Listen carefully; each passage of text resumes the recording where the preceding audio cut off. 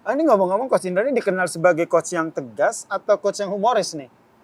Kalau Jadi pelatih itu dia kadang-kadang bisa sebagai bos, kadang-kadang dia bisa sebagai bapaknya, sebagai temannya, sebagai kadang-kadang sebagai pembantunya.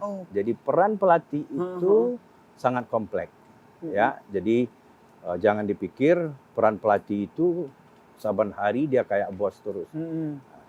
Kalau saat kita jadi bos, ya kita tegas dong. Oke, betul. Aturannya harus di. Tapi kepelatihan yang sekarang yang kami lakukan metodenya sedikit kami robah, bahwa keterlibatan staf secara penuh dan keterlibatan pemain secara penuh dalam menentukan roadmap, dalam menentukan game plan, dalam menentukan formasi.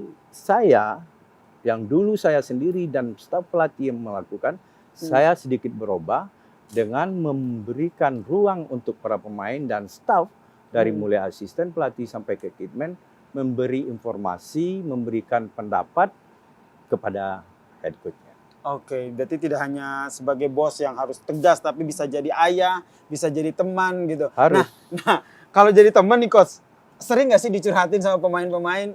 Curhat soal, sebenarnya yang saya penasaran, mereka suka curhat nggak sih soal asmara mereka begitu, berani nggak mereka curhat sama Coach? Saya kan punya staff itu lebih kurang 17 orang. 17 orang. Jadi tidak semuanya sampai ke saya. Betul. Langsung ke saya. Misalnya curhat yang mengenai kepribadian, bisa lewat psikolog yang saya punya. Curhat mengenai makanan, bisa ke nutrisi. Curhat mengenai kondisi fisik, bagaimana meningkatkannya, ke pelatih fisik. Jadi semua staf itu secara berkala akan memberikan laporan ke saya.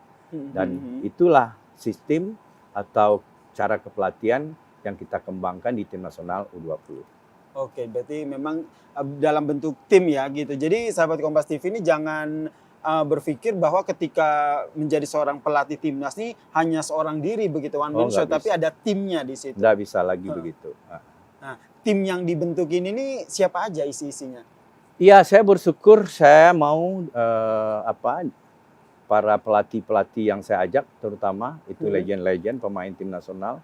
Ada Bima Sakti, ada Kurniawan dulu, dan juga ada Eko Pujianto, ada Sari Gultom, dan juga ada pelatih fisik dari UND S3 kepelatihan, dan juga ada tim dokter yang solid, ada fisio, ada psikolog, ada nutrisi, ada kitman, ada masyur, dan semua mereka itu saya yang memilih.